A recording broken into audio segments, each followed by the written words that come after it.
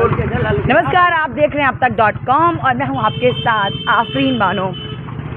इस वक्त हम पिरान कलियर के एक छोटे से कस्बे में जा रहे हैं। यहाँ पर ये वार्ड नंबर 7 लगता है। हम लोगों से बातचीत करेंगे और जानेंगे आखिर क्या है उनका मजाज। आप देख सकते हैं एक भैया, क्या कहते हैं इसको? नहीं, इस पर हम बैठे हुए हैं। घोड़ा टांगा। अच्छा, घोड़े टांगे पे मैं बैठी हुई हूँ और यहाँ से ले चलते हैं आपको गांव के अंदर और कराते हैं लोगों से रूबरू और जानते हैं कि आखिरकार उनके जहन में क्या कुछ चल रहा है। और पिरान कलियर से अगर देखा जाए तो कौन किसका पलड़ा जो है वो भारी है। इस वक्त हम पिरान कलियर में मौजूद हैं और यहाँ पर वार्ड नंबर 1 और 8 के बीच में हम यहाँ पर खड़े हुए हैं। आपको बता दें कि नगर पंचायत अध्यक्ष पद के लिए जो ये मुकाबला है वो कांटे की टक्कर का मुकाबला है। और यहाँ पर जो प्रत्याशी हैं वो जी तोड़ मेहनत कर रहे हैं अपने प्रचार प्रसार को बढ़ावा देने में। यहाँ पर हमारे साथ कुछ लोग मौजूद हैं वार्ड नंबर 1 और 8 से। आइए इनसे बातचीत करते हैं और जानते हैं कि आखिरकार इनके जहन में क्या कुछ चल रहा है। अब ये कैसे प्रत्याशी को देखते हैं और किस तरह के प्रत्याशी को अपना ये वोट देना चाहते हैं। क्या नाम है आपका? मेरा नाम डॉक्टर अजीम है। डॉक्टर साहब, क्या लगता है कि इतने सारे प्रत्याशी हैं,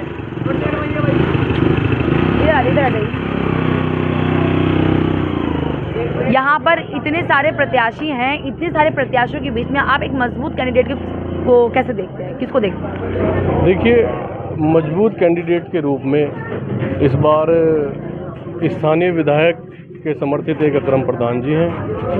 एक हमारे जनता के लोकप्रिय विधायक हाजी मोहम्मद शहजाद के जो समर्थित हैं सलीम प्रधान जी हैं। और मैं समझता हूँ यहाँ तो मुझे लग रहा है कि विधायक वर्सेस विधायक वाला मुकाबला भी हो रहा है। कह सकते हैं आप, ऐसा आप कह सकते हैं, क्योंकि जब कोई पार्टी किसी को टिकट देती है तो अपने दल बल के साथ और तमाम ही अपनी ताकतों के साथ उसको चुनाव में उतारती है। कल यहाँ पर देखा मैंने कि यहाँ पर आए हुए थे हाजी मोहम्मद शहजाद, जो कि लक्सर के बहुजन समाज पार्टी के विधायक हैं।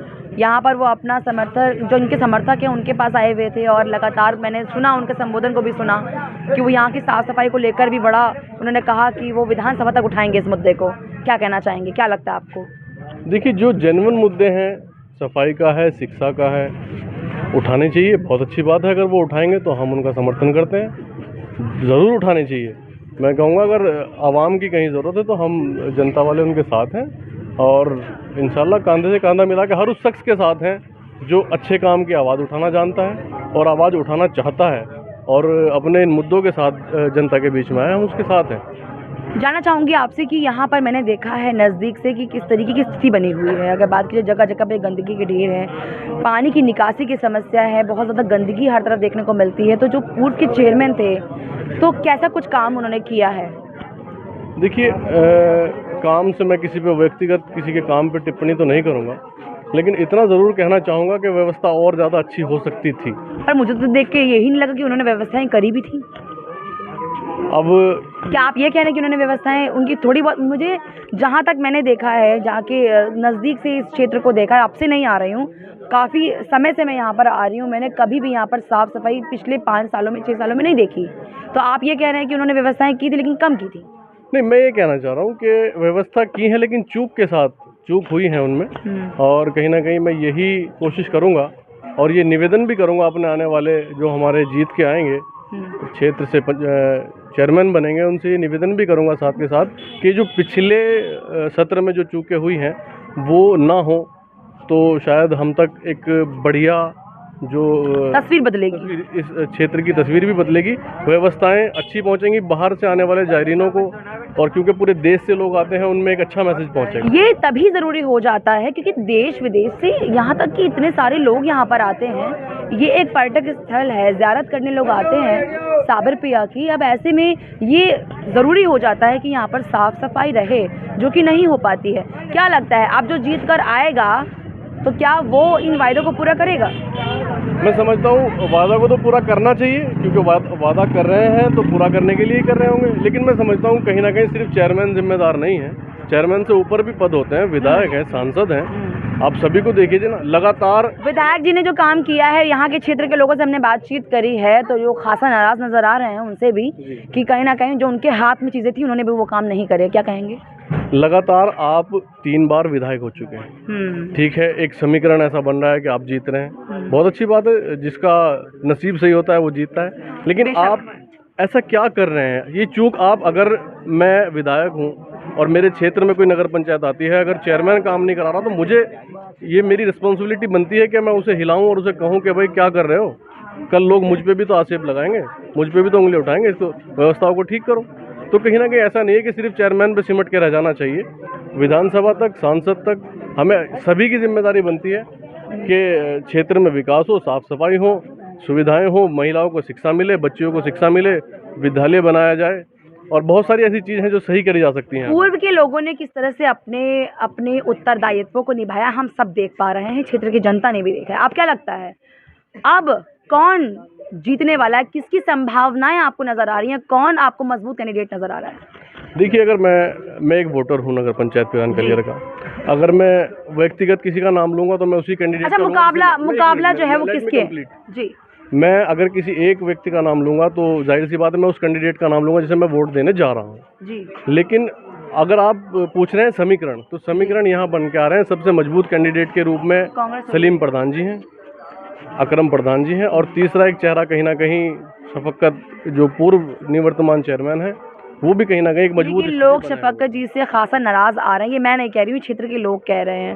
नहीं, मैं सहमत हूँ आपकी बात से, और कोई भी प्रत्याशी हो निवर्तमान में जो रहता है उससे नाराजगियाँ होती भी हैं, लेकिन आप इस चीज़ को डिनाई नहीं कर सकते कि मुकाबला त्रिकोणीय हो चुका है आज की डेट में। ठीक है, आप भी देख रहे हैं क्षेत्र में, मैं भी देख रहा हूँ। मैं तो ये चाहूँगा जिस कैंडिडेट को मैं वोट करना चाह रहा हूँ। तीनों लोगों में आपको, अगर मैं तीनों की बात करूँ तो इन तीनों में कौन लग रहा है कि हाँ इसका पलड़ा भारी है? इतना तो बता सकते हैं, क्या लगता है आपको? देखिए, अब आप मेरा मत खुलवाना चाह रहे हैं, और नहीं, मैं अपना मत जो है वो गोपनीय रखूंगा, मेरे पास इसका अधिकार है, मैं गोपनीय ही रखूंगा। बिल्कुल रखिए। मैं तो आपसे आपकी समझ जानना चाह रही थी कि आपकी नजरिए से कौन लग रहा है आपको कि नहीं इसमें वजन ज्यादा है?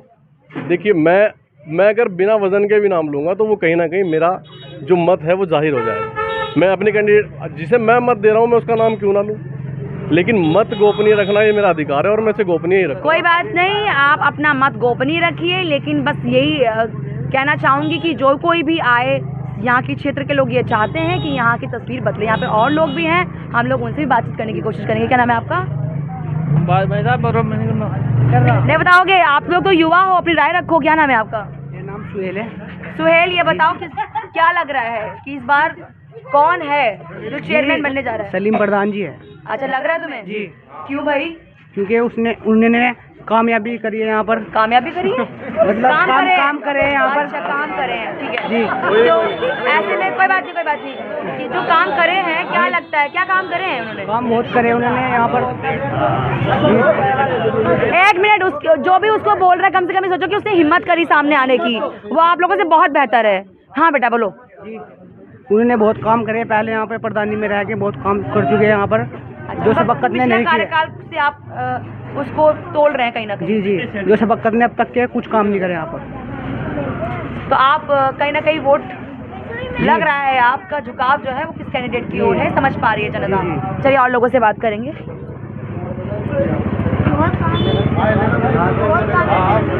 यहाँ पर बुजुर्ग लोग भी नजर आ रहे हैं, इनसे बात करेंगे। क्या नाम है आपका?